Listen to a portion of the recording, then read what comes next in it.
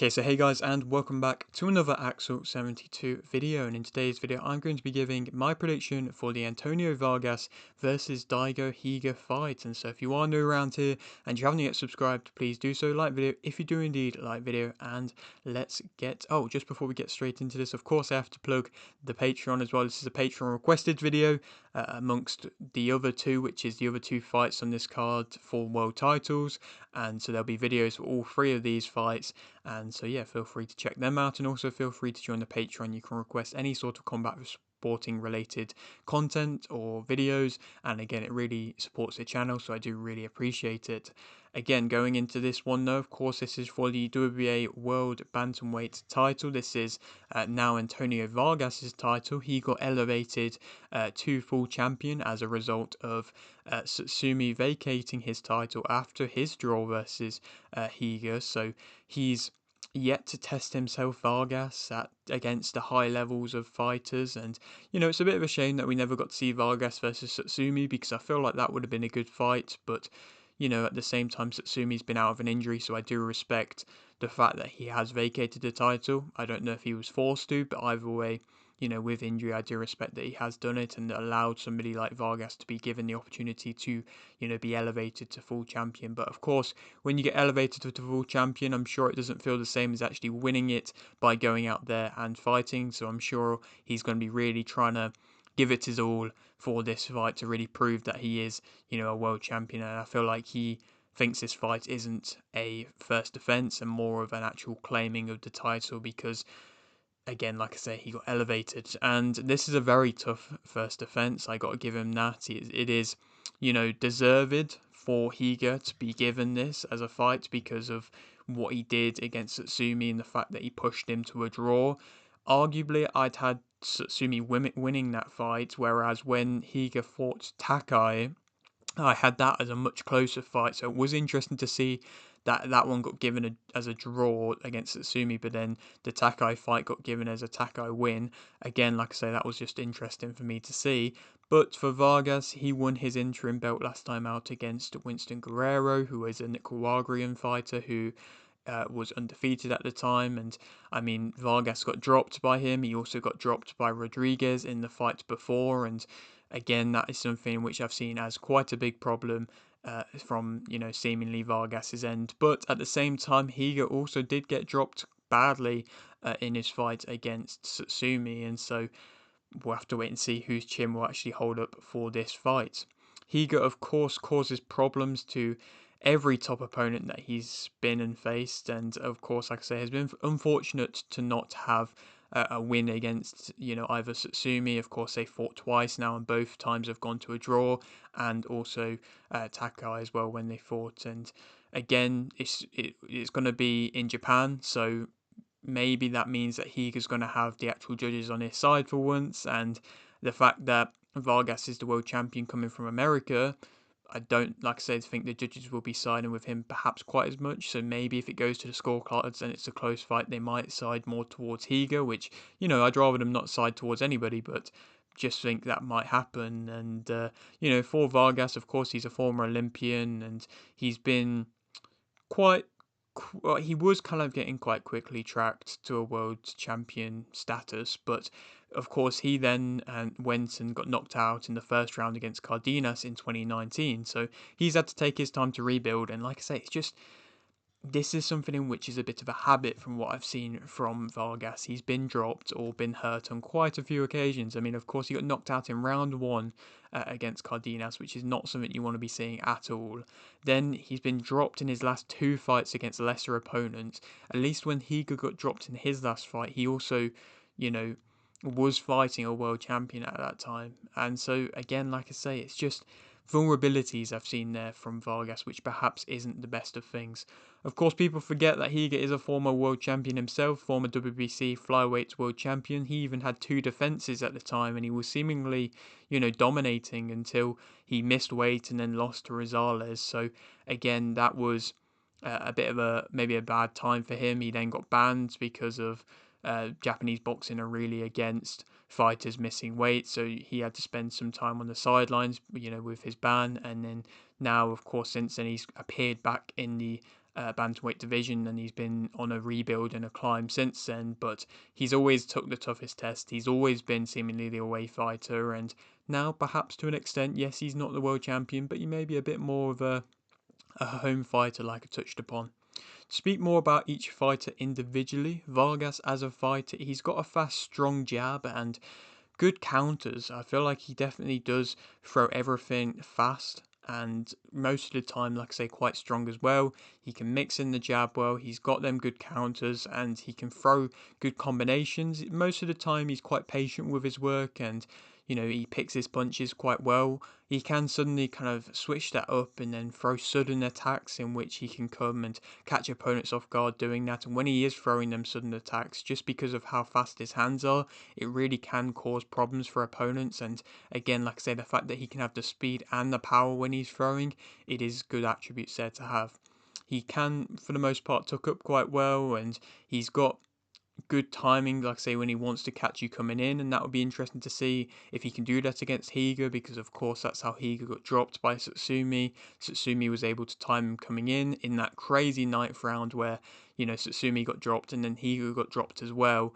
He got timed coming in, getting too greedy after dropping Satsumi, and again Vargas might be able to do that.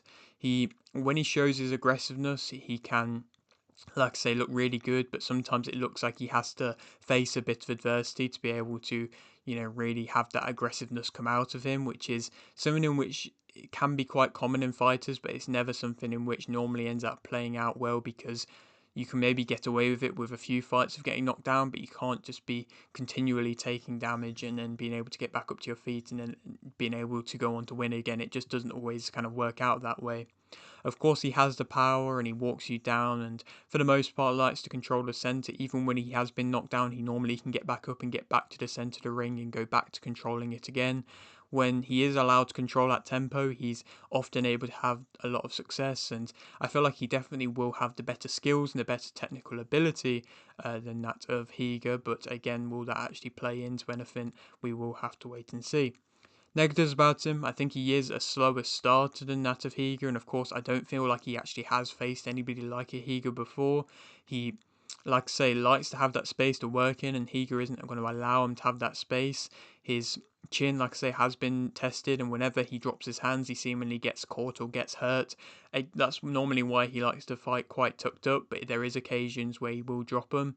He can get, too comfortable, and that's when he is often dropping his hands.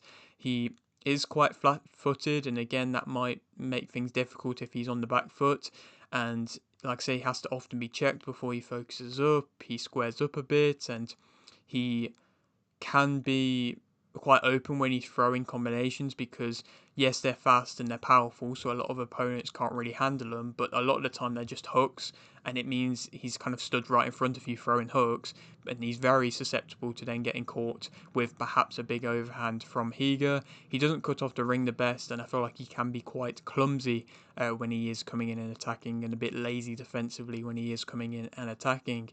Speak more about Higa as a fighter, again, he's got them big shots. He's got the big chopping overhands, which is something in which I really like to see, because a lot of people throw really wide overhands and it does lose the power and it does make it more predictable. Whereas Higa has really, for the most part, really good chopping overhands, which can generate so much more power because there's some control behind it, and it really, like I say, can be a fast, deadly shot that, of course, he caught Satsumi and dropped him with in that ninth round.